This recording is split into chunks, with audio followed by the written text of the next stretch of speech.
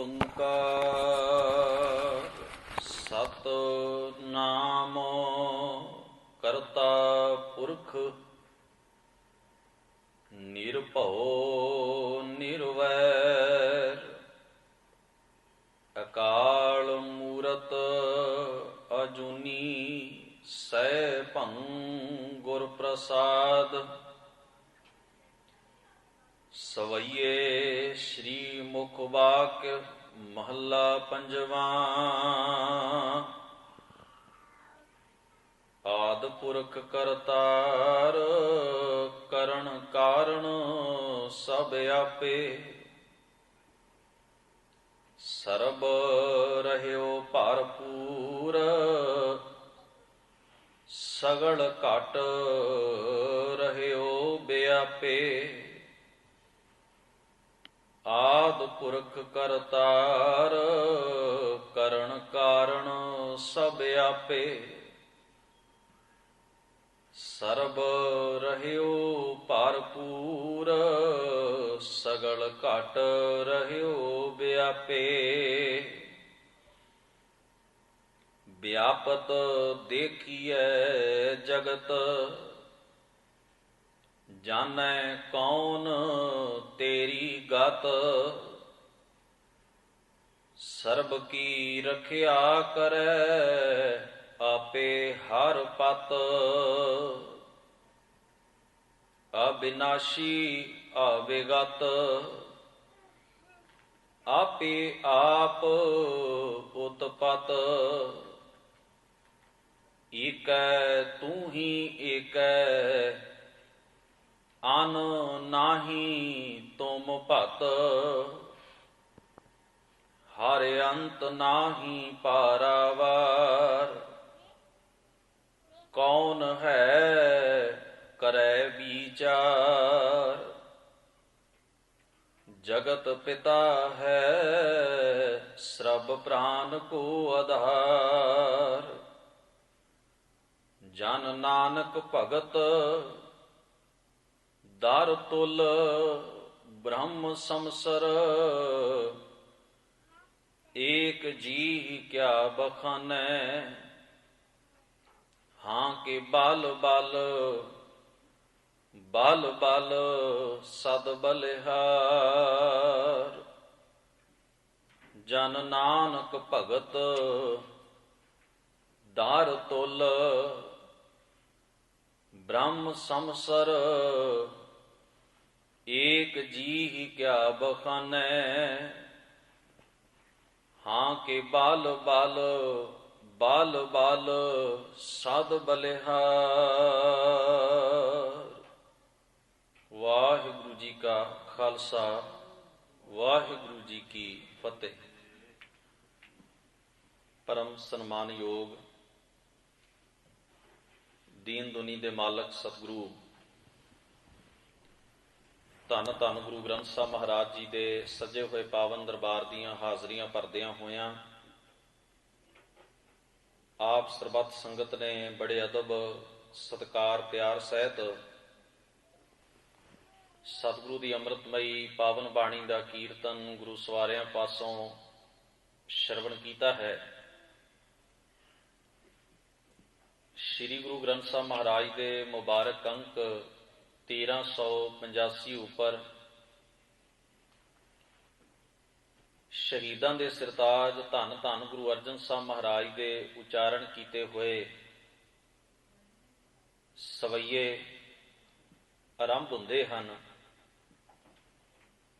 ਜਿਹੜੇ ਦੋ ਹਿੱਸਿਆਂ ਵਿੱਚ ਹਨ। ਪਹਿਲਿਆਂ ਦੀ ਗਿਣਤੀ 9 ਹੈ ਔਰ ਦੂਸਰਿਆਂ ਦੀ ਗਿਣਤੀ 11 ਹੈ। ਕੁੱਲ 20 ਸਵਈਏ ਸਤਿਗੁਰੂ ਗੁਰੂ ਅਰਜਨ ਸਾਹਿਬ ਮਹਾਰਾਜ ਦੇ ਉਚਾਰਨ ਕੀਤੇ ਹੋਏ ਨੇ। ਇਸ ਤੋਂ ਅਗੇਰੇ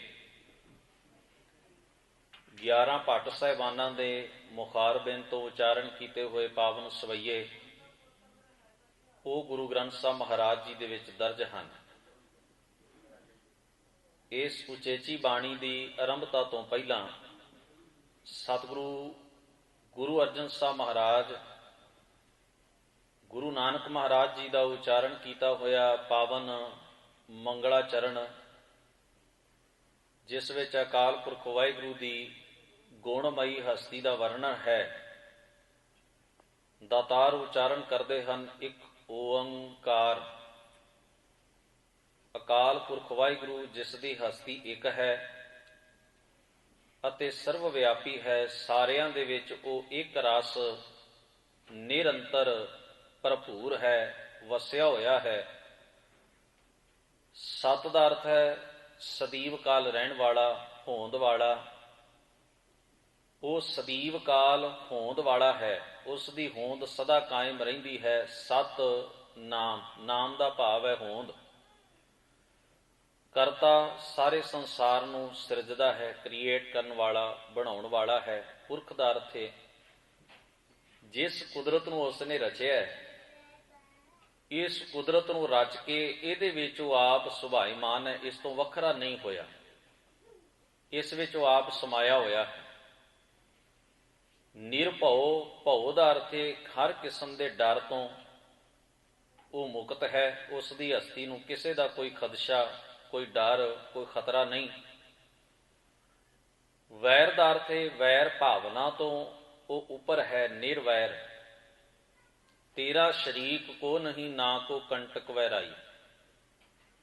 ਜਦੋਂ ਉਸ ਸਰਵ ਸ੍ਰੇਸ਼ਟ ਹਸਤੀ ਜਿਹਾ ਔਰ ਦੂਜਾ ਕੋਈ ਹੈ ਹੀ ਨਹੀਂ, ਉਹਦਾ ਕੋਈ ਸ਼ਰੀਕ ਹੀ ਨਹੀਂ, ਕੋਈ ਬਰਾਬਰਤਾ ਕਰਨ ਵਾਲਾ ਹੀ ਨਹੀਂ, ਤਾਂ ਸੁਭਾਵਕ ਉਸ ਨਾਲ ਕੋਈ ਵੈਰ ਵੀ ਨਹੀਂ ਕਮਾ ਸਕਦਾ, ਧਰੋ ਵੀ ਨਹੀਂ ਕਰ ਸਕਦਾ। ਤਾਂ ਉਹਦੀ ਹਸਤੀ ਵਿੱਚ ਨਿਰਭੈਤਾ ਦੇ ਔਰ ਨਿਰਵੈਰਤਾ ਦੇ ਸ੍ਰੇਸ਼ਟ ਗੁਣ ਮੌਜੂਦ ਨੇ। ਮਹਾਰਾਜ ਆਖਦੇ ਨੇ ਅਕਾਲ ਮੂਰਤ, ਉਸ ਦਾ ਸਰੂਪ, ਉਸ ਦੀ ਹਸਤੀ ਕਾਲ ਦੀ, ਸਮੇਂ ਦੀ ਬੰਦਿਸ਼ ਤੋਂ ਮੁਕਤ ਹੈ। ਭਾਵ ਉਸ ਉੱਤੇ ਕੋਈ ਵੀ ਸਮਾਂ ਆਪਣਾ ਪ੍ਰਭਾਵ ਨਹੀਂ ਛੱਡਦਾ। ਸਮੇਂ ਤੋਂ ਉਹਦੀ ਹਸਤੀ, ਉਹਦਾ ਸਰੂਪ ਬਾਹਰ ਹੈ। ਸੰਸਾਰ ਦੀ ਹਰ ਦਿਸਦੀ ਹੋਈ ਚੀਜ਼ ਸਮੇਤ ਸਾਡੇ ਅਸੀਂ ਮਨੁੱਖ ਵੀ ਸਮੇਂ ਦੇ ਪ੍ਰਭਾਵ ਅਧੀਨ ਜਿਉਂਦੇ ਹਾਂ। ਇਉਂ ਕਹਿ ਲਓ ਕਿ ਸਮਾਂ ਸਾਨੂੰ ਹੰਢਾਉਂਦਾ ਹੈ, ਸਮਾਂ ਸਾਨੂੰ ਵਰਤਦਾ ਹੈ। ਅਸੀਂ ਸਮੇਂ ਮੁਤਾਬਕ ਉਪਜੇ ਜੀਵਨ ਚੱਲ ਰਿਹਾ ਹੈ, ਬਿਨਸਾਂਗੇ, ਸਮੇਂ ਦੀ ਬੰਦਿਸ਼ ਵਿੱਚ ਹਾਂ। ਉਸ ਅਕਾਲ ਪੁਰਖ ਵਾਹਿਗੁਰੂ ਦਾ ਜੋ ਸਰੂਪ ਹੈ, ਜੋ ਉਸ ਦੀ ਹਸਤੀ ਹੈ, ਜੋ ਉਸ ਦੀ ਹੋਂਦ ਹੈ, ਕਾਲ ਦਾ, ਸਮੇਂ ਦਾ ਉਸ ਉੱਤੇ ਕੋਈ ਪ੍ਰਭਾਵ ਨਹੀਂ ਪੈਂਦਾ। ਕੋਈ ਕਿਸੇ ਵੀ ਕਿਸਮ ਦਾ ਸਮੇਂ ਦਾ ਉਹਦੇ ਉੱਤੇ ਰਿਐਕਸ਼ਨ ਨਹੀਂ ਹੁੰਦਾ। ਦਾਤਾਰ ਅੱਗੇ ਸ਼ਬਦ ਵਰਤਦੇ ਨੇ ਆਜੂਨੀ। ਉਹ ਜੋਤ ਰੂਪ ਸਰਵ ਸ੍ਰੇਸ਼ਟ ਅਕਾਲ ਪੁਰਖ ਵਾਹਿਗੁਰੂ ਜੂਨ ਵਿੱਚ, ਭਾਵ ਕਿਸੇ ਖਾਸ ਸਰੀਰ ਨੂੰ ਧਾਰਨ ਨਹੀਂ ਕਰਦਾ, ਕਿਸੇ ਖਾਸ ਆਪਣੀ ਦਿੱਖ ਵਿੱਚ ਨਹੀਂ ਹੈ। ਉਹ ਨਿਰਗੁਣ ਸਰੂਪ ਵਿੱਚ ਨਿਰਾਕਾਰ ਹੈ। ਸਰਗੁਣ ਸਰੂਪ ਵਿੱਚ ਸਾਰੇ ਸੰਸਾਰ ਦੇ ਜੀਵ ਉਸੇ ਦਾ ਰੂਪ ਨੇ। ਮਹਾਰਾਜ ਆਖਦੇ ਨੇ ਸੈ ਭੰ, ਉਹਦੀ ਹੋਂਦ ਨੂੰ ਕੋਈ ਨਹੀਂ ਘੜਦਾ, ਨਾ ਕੋਈ ਬਣਾ ਸਕਦਾ ਹੈ, ਨਾ ਕੋਈ ਥਾਪ ਸਕਦਾ ਹੈ, ਨਾ ਕਾਇਮ ਕਰ ਸਕਦਾ ਹੈ, ਨਾ ਉਹਦੇ ਸਰੂਪ ਵਿੱਚ ਕੋਈ ਵਾਧਾ ਘਾਟਾ ਕਰ ਸਕਦਾ ਹੈ। ਭਾਵ ਉਹ ਕਿਸੇ ਕਾਰੀਗਰ ਦੀ, ਕਿਸੇ ਮਾਤਾ ਪਿਤਾ ਦੀ, ਇਤਿਆਦਿਕ ਲੋਕਾਂ ਦੀ ਹੋਂਦ ਨਾਲ ਨਹੀਂ ਬਣਦਾ। ਉਹ ਆਪਣੇ ਆਪ ਤੋਂ ਹੈ, ਸਦੀਵ ਕਾਲ ਹੈ। ਗੁਰ ਪ੍ਰਸਾਦ, ਗੁਰੂ ਦੀ ਕਿਰਪਾ ਨਾਲ, ਗੁਰੂ ਦੇ ਉਪਦੇਸ਼ ਰਾਹੀਂ ਐਸੇ ਅਕਾਲ ਪੁਰਖ ਵਾਹਿਗੁਰੂ ਦੇ ਗੁਣਾਂ ਦੀ, ਸਰੂਪ ਦੀ ਮਨੁੱਖ ਨੂੰ ਸੋਝੀ ਹੁੰਦੀ ਹੈ। ਪ੍ਰਸਾਦ ਦਾ ਅਰਥ ਹੈ ਕਿਰਪਾ। ਅੱਗੇ ਸਤਿਗੁਰੂ ਗੁਰੂ ਅਰਜਨ ਸਾਹਿਬ ਜੀ ਦੇ ਉਚਾਰਨ ਕੀਤੇ ਸਵਈਏ ਆਰੰਭ ਹੁੰਦੇ ਹਨ। ਇਸ ਮੰਗਲਾਚਾਰ ਤੋਂ ਬਾਅਦ ਸਤਿਗੁਰੂ ਮਹਾਰਾਜ ਸਿਰਲੇਖ ਦਰਜ ਕਰਦੇ ਨੇ ਸਵਈਏ। ਭਾਈ ਕਾਨ੍ਹ ਸਿੰਘ ਜੀ ਨਾਭਾ ਮਹਾਨ ਕੋਸ਼ ਵਿੱਚ ਲਿਖਦੇ ਨੇ ਸਵਈਏ ਦੇ 4 ਚਰਨ ਹੁੰਦੇ ਹਨ। ਇੱਕ ਲੋਕ ਪ੍ਰਿਯ, ਬਹੁਤ ਹੀ ਸਰਬ ਪ੍ਰਿਯ ਛੰਦ ਹੈ। ਇਸ ਦੇ 31 ਰੂਪ ਨੇ ਜੋ ਮਹਾਨ ਕੋਸ਼ ਦੇ ਅੰਦਰ ਵੱਖ-ਵੱਖ ਲਹਿਜ਼ਿਆਂ ਵਿੱਚ ਦਿੱਤੇ ਹੋਏ ਨੇ ਵੀ 31 ਤਰੀਕਿਆਂ ਦੇ ਨਾਲ ਸਵਈਆ ਰਚਿਆ ਜਾਂਦਾ ਹੈ। ਖੈਰ, ਇਹ ਇੱਕ ਕਾਵ ਦਾ ਢੰਗ ਹੈ ਬਿਆਨ ਕਰਨ ਦਾ। ਜਿਵੇਂ ਸ਼ਲੋਕ ਹੈ, ਪੌੜੀ ਹੈ, ਇਹ ਕਾਵ ਦੇ ਰੂਪ ਨੇ, ਇਸੇ ਤਰ੍ਹਾਂ ਸਵਈਆ ਕਾਵ ਦਾ ਰੂਪ ਹੈ। ਅੱਗੇ ਸਿਰਲੇਖ ਦਰਜ ਕਰਦੇ ਨੇ ਸ਼੍ਰੀ ਮੁੱਖ ਵਾਕ ਮਹੱਲਾ ਪੰਜਵਾਂ। ਮੁੱਖ ਵਾਕ ਇਸ ਕਰਕੇ ਲਿਖਿਆ ਹੈ ਕਿਉਂਕਿ ਇਹਨਾਂ 9 ਤੋਂ ਅਤੇ ਅਗਲੇਰੇ 11 ਸਵਈਆਂ ਤੋਂ ਬਾਅਦ ਭੱਟ ਸਾਹਿਬਾਨਾਂ ਦੇ ਸਵਈਏ ਸ਼ੁਰੂ ਹੋ ਜਾਂਦੇ ਹਨ। ਤੇ ਭੱਟ ਸਾਹਿਬਾਨਾਂ ਦੇ ਸਵਈਏ ਉਹਨਾਂ ਦੇ ਭੱਟਾਂ ਦੇ ਆਪਣੇ ਉਚਾਰਨ ਕੀਤੇ ਹੋਏ ਨੇ, ਆਪਣੇ ਹੀ ਲਿਖਤ ਨੇ, ਜਿਹੜੇ ਗੁਰੂ ਗ੍ਰੰਥ ਸਾਹਿਬ ਵਿੱਚ ਦਰਜ ਨੇ, ਸੁਭਾਈਮਾਨ ਨੇ। ਉਹਨਾਂ ਸਵਈਆਂ ਚੋਂ ਔਰ ਇਹਨਾਂ ਸਵਈਆਂ ਦੀ ਇੱਕ ਆਇਡੈਂਟੀਟੀ ਵੱਖਰੀ ਵੱਖਰੀ ਪਛਾਣ ਰਵੇ ਵੀ ਕਿਸ ਦੇ ਰਚੇ ਨੇ। ਇਸ ਕਰਕੇ ਉੱਪਰ ਸਰਲੇਖ ਪਾਇਆ ਮੁਖ ਵਾਕ ਵੀ ਹਜ਼ੂਰ ਦੇ ਆਪਣੇ ਮੁਖ ਤੋਂ ਉਚਾਰਨ ਕੀਤੇ ਹੋਏ ਨੇ, ਇਹ ਮਹਾਰਾਜ ਦੇ ਆਪਣੇ ਕਥਨ ਕੀਤੇ ਹੋਏ ਨੇ। ਇਹ ਸਵਈਏ ਮਹਾਰਾਜ ਨੇ ਆਪ ਖੁਦ ਉਚਾਰਨ ਕੀਤੇ ਨੇ, ਉਹ ਭੱਟਾਂ ਨੇ ਗੁਰੂ ਸਾਹਿਬਾਨ ਬਾਰੇ ਉਚਾਰਨ ਕੀਤੇ ਨੇ।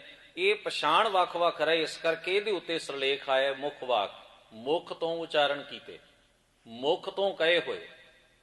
ਸਵਈਏ ਸ਼੍ਰੀ ਮੁਖ ਵਾਕ ਮਹੱਲਾ ਪੰਜਵਾਂ, ਪੰਜਵੇਂ ਪਾਤਸ਼ਾਹ ਦੇ ਮੁਖ ਦੇ ਵਾਕ ਹਨ, ਮੁਖ ਤੋਂ ਉਚਾਰਨ ਕੀਤੇ ਹੋਏ ਹਨ। ਸਤਿਗੁਰੂ ਆਰੰਭਤਾ ਕਰਦੇ ਹਾਂ ਉਸ ਅਕਾਲ ਪੁਰਖ ਵਾਹਿਗੁਰੂ ਦੀ ਹੋਂਦ, ਹਸਤੀ, ਉਹਦੇ ਗੁਣਾ, ਉਹਦੀ ਤਾਕਤ, ਉਹਦੀ ਸਮਰੱਥਾ ਦਾ ਗੁਣਗਾਨ ਕਰਦੇ ਹਾਂ। ਕਹਿੰਦੇ ਨੇ ਆਦ ਪੁਰਖ ਕਰਤਾਰ ਕਰਨ ਕਾਰਨ ਸਭ ਆਪੇ। ਜਦੋਂ ਅਸੀਂ ਭੱਟ ਸਾਹਿਬਾਨਾਂ ਦੇ ਜਾਂ ਗੁਰੂ ਮਹਾਰਾਜ ਦੇ ਉਚਾਰਨ ਕੀਤੇ ਹੋਏ ਸਵਈਏ ਪੜ੍ਹਦੇ ਹਾਂ, ਜਿਹੜੇ ਗੁਰਬਾਣੀ ਨੂੰ ਸ਼ੁੱਧ ਢੰਗ ਦੇ ਨਾਲ ਉਚਾਰਨ ਸਿਖਾਉਣ ਵਾਲੇ, ਕਰਵਾਉਣ ਵਾਲੇ, ਗੁਰਬਾਣੀ ਦਾ ਅਭਿਆਸ ਪ੍ਰੈਕਟਿਸ ਰੱਖਣ ਵਾਲੇ ਗੁਰਸਿੱਖ ਨੇ, ਖਾਸ ਤੌਰ ਤੇ ਸਵਈਆਂ ਦੀ ਬਾਣੀ ਨੂੰ ਪੜ੍ਹਦੇ ਆ, ਉਹ ਉਚੇਚੇ ਤੌਰ ਉੱਤੇ ਇੱਕ ਚੀਜ਼ ਦਾ ਧਿਆਨ ਕਰਵਾਉਂਦੇ ਰਹਿੰਦੇ ਨੇ, ਉਹ ਹੈ ਸਵਈਏ ਦਾ ਵਿਸਰਾਮ।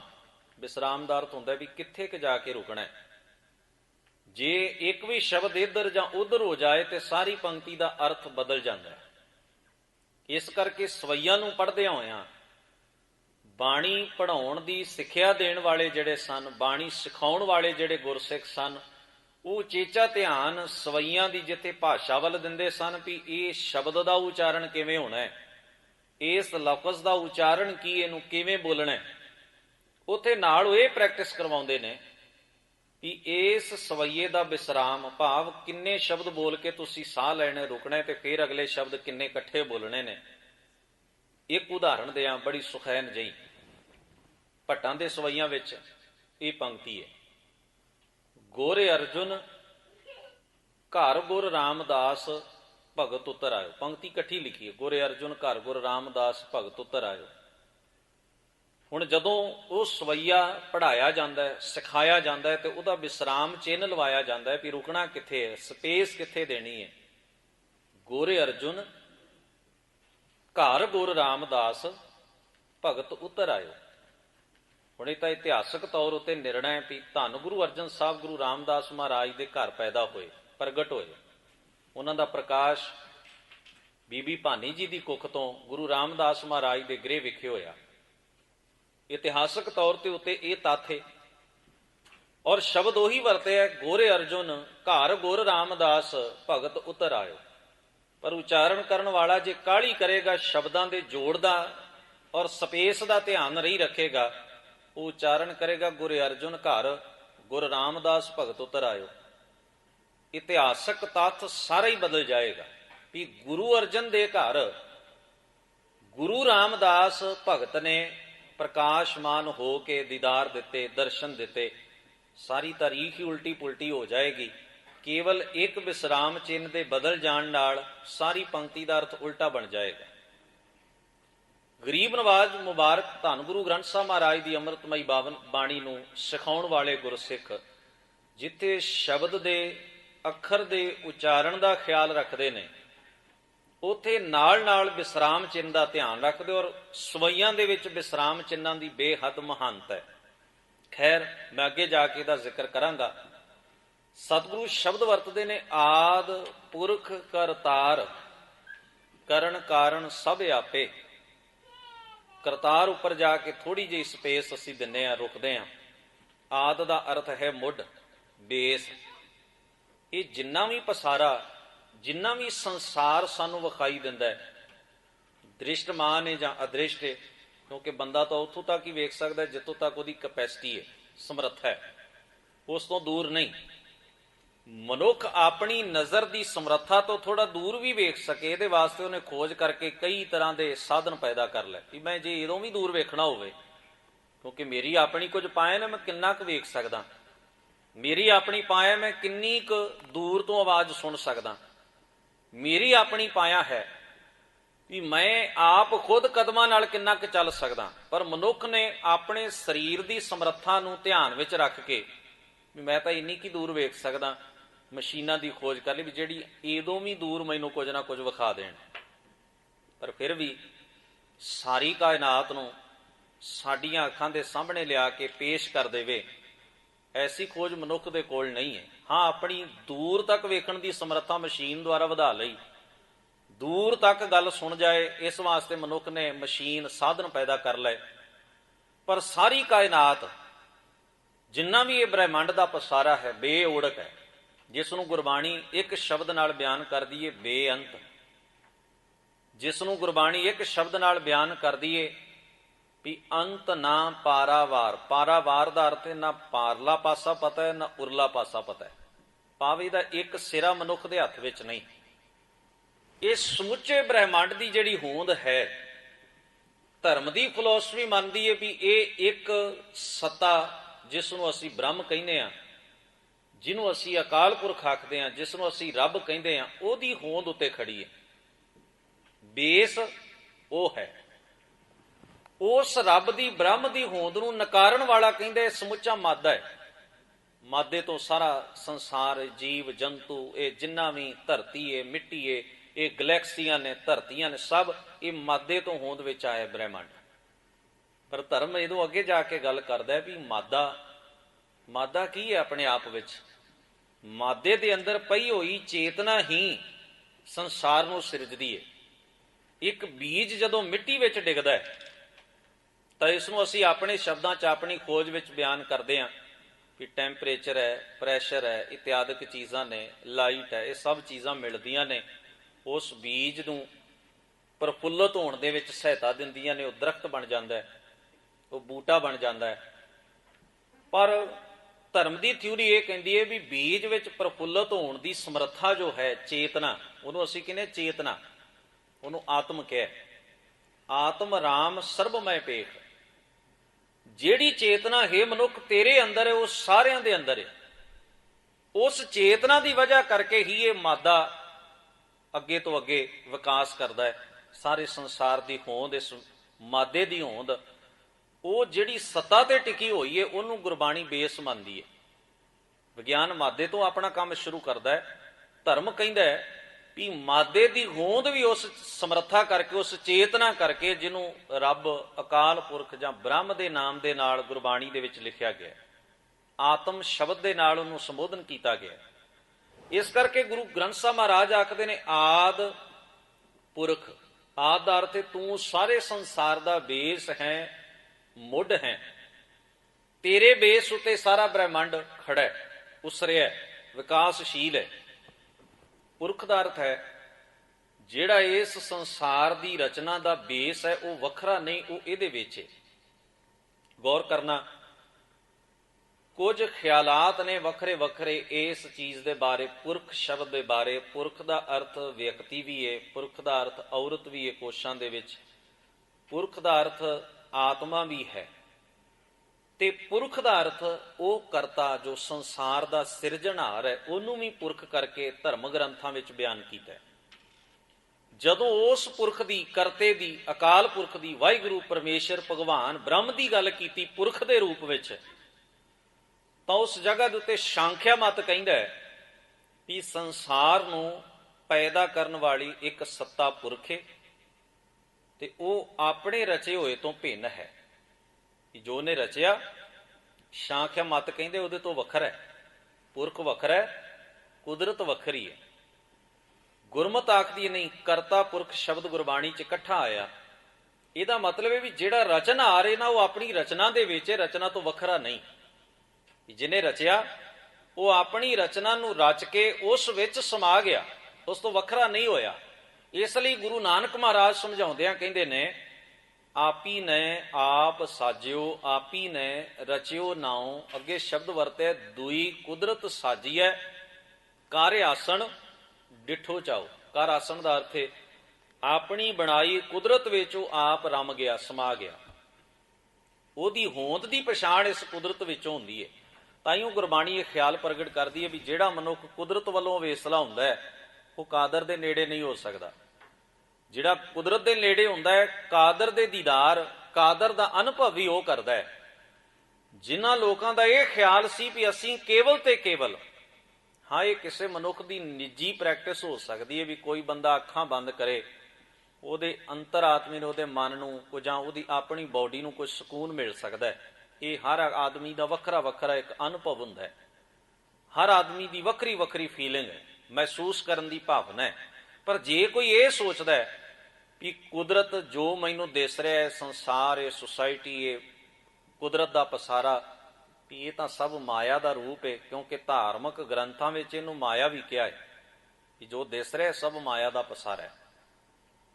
ਤੇ ਇਸ ਮਾਇਆ ਨੂੰ ਮੈਂ ਨਾ ਵੇਖਾਂ, ਕਿਉਂਕਿ ਮਾਇਆ ਨੂੰ ਵੇਖਾਂਗਾ ਤੇ ਮਨ ਤੇ ਪ੍ਰਭਾਵ ਪੈਂਦਾ ਮਾੜਾ, ਮਾਇਆ ਦਾ ਪ੍ਰਭਾਵ, ਤੇ ਮਾਇਆ ਦਾ ਪ੍ਰਭਾਵ ਹੀ ਤੇ ਮਨ ਤੋਂ ਮੁਕਾਉਣਾ। ਇਸ ਕਰਕੇ ਸੰਸਾਰ ਵੱਲ ਵੇਖ ਕੇ ਅੱਖਾਂ ਬੰਦ ਕਰ ਲਈਆਂ ਵੀ ਨਾ ਮਾਇਆ ਵੇਖਾਂ, ਨਾ ਮਾਇਆ ਦਾ ਪ੍ਰਭਾਵ ਕਬੂਲਾਂ। ਪਰ ਭਾਵਨਾ ਅੰਦਰ ਇਹ ਹੈ ਵੀ ਮੇਰੀ ਸੁਰਤ, ਮੇਰੇ ਮਨ ਦਾ ਸੰਬੰਧ ਜਿਹੜਾ ਉਹ ਉਸ ਸੱਤਾ ਨਾਲ ਜੁੜੇ ਜਿਹੜੀ ਸਾਰੇ ਸੰਸਾਰ ਦੀ ਸਿਰਜਣ ਆ ਰਹੀ। ਇੱਥੇ ਜਾ ਕੇ ਗੁਰਮਤਿ ਦਾ ਖਿਆਲ ਵੱਖਰਾ ਹੋ ਗਿਆ। ਗੁਰਮਤਿ ਇਹ ਕਹਿੰਦੀ ਹੈ ਵੀ ਨਹੀਂ, ਜਿਸ ਨੇ ਸਾਰੇ ਸੰਸਾਰ ਨੂੰ ਰਚਿਆ ਉਹ ਕੁਦਰਤ ਦੇ ਅੰਦਰ ਵਸਿਆ ਹੋਇਆ ਹੈ, ਤੇ ਬੰਦਾ ਆਪਣੀ ਅੱਖ ਨਾਲ ਉਹੋ ਹੀ ਵੇਖਦਾ ਹੈ। ਮਨੁੱਖ ਨੂੰ ਇਹ ਅੱਖ ਬਾਹਰ ਦੇ ਚਿੱਤਰ ਵਿਖਾਉਂਦੀ, ਜੋ ਸਾਨੂੰ ਰੂਪ, ਰੰਗ, ਬਣਾਵਟ, ਤਿੰਨ ਚੀਜ਼ਾਂ ਨੇ ਕੁਦਰਤ ਦੀਆਂ ਜੋ ਸਾਨੂੰ ਦਿਸਦੀਆਂ ਨੇ, ਅੱਖ ਉਹਨਾਂ ਨੂੰ ਵੇਖਦੀ ਹੈ।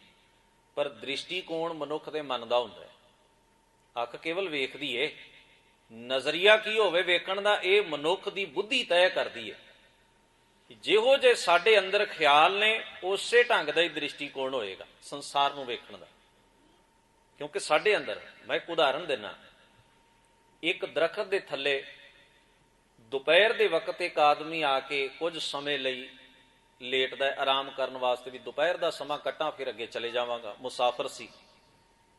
ਜਦੋਂ ਲੇਟਿਆ ਤੇ ਉਹਨੇ ਵੇਖਿਆ ਦਰਖਤ ਬੜਾ ਵੱਡਾ ਹੈ, ਬੜਾ ਵਿਸ਼ਾਲ ਹੈ। ਉਹ ਆਦਮੀ ਫਲ ਵੇਚਣ ਦਾ ਕੰਮ ਕਰਦਾ ਸੀ ਕਿ ਫਲ ਲਿਆਉਣੇ ਤੇ ਲਿਆ ਕੇ ਵੇਚ ਦੇਣੇ, ਬਾਗ ਚੋਂ ਤੋੜਨੇ ਤੇ ਲਿਆ ਕੇ ਦੁਕਾਨ ਤੇ ਸਜਾ ਕੇ ਵੇਚਣੇ, ਉਹ ਕਮਾਈ ਕਰਨੀ। ਜਦੋਂ ਉਹਨੇ ਦਰਖਤ ਦੇ ਆਕਾਰ ਵੱਲ ਵੇਖਿਆ ਤੇ ਮਨ ਹੀ ਮਨ ਅੰਦਰ ਸੋਚਦਾ ਹੈ ਵੀ ਕਮਾਲ ਹੈ, ਕਿੱਡਾ ਵੱਡਾ ਦਰਖਤ ਹੈ, ਜੇ ਇਹਦੇ ਕੱਦ ਦੇ ਹਿਸਾਬ ਨਾਲ ਇਹਨੂੰ ਫਲ ਲੱਗਣ, ਵੀ ਜਿੱਡਾ ਇਸ ਦਰਖਤ ਦਾ ਕੱਦ ਆਕਾਰ ਹੈ, ਜੇ ਇਹਦੇ ਹਿਸਾਬ ਨਾਲ ਇਹਨੂੰ ਫਲ ਲੱਗਣ ਤੇ ਬੜੀ ਚੋਖੀ ਕਮਾਈ ਹੋ ਸਕਦੀ ਹੈ। ਇਹ 10 ਬੂਟਿਆਂ ਵਰਗਾ ਇੱਕੋ ਹੀ ਹੈ। ਹੁਣ ਉਹ ਬੰਦਾ ਕਿਉਂਕਿ ਫਲ ਵੇਚਦਾ, ਉਹਦਾ ਦ੍ਰਿਸ਼ਟੀਕੋਣ ਉਸ ਦਰਖਤ ਨੂੰ ਵੇਖਣ ਦਾ ਆਪਣਾ ਹੈ। ਖੈਰ ਕੁਝ ਸਮੇਂ ਬਾਅਦ ਉਸੇ ਹੀ ਦਰਖਤ ਦੇ ਥੱਲੇ ਇੱਕ ਆਦਮੀ ਹੋਰ ਆਉਂਦਾ ਸਮਾਂ ਕੱਟਣ ਲਈ। ਉਹ ਲੱਕੜਹਾਰਾ, ਲੱਕੜਾਂ ਕੱਟਦਾ ਤੇ ਵੇਚਦਾ।